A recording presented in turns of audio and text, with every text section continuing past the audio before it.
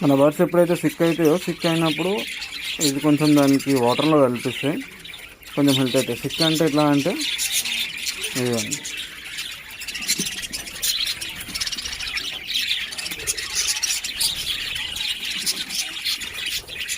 ఇలా సైలెంట్గా ఉండిపోతాయి అన్నమాట. అట్లున్నప్పుడు అర్థం చేసుకోలేదు కొంచెం సిక్ అయినాయని.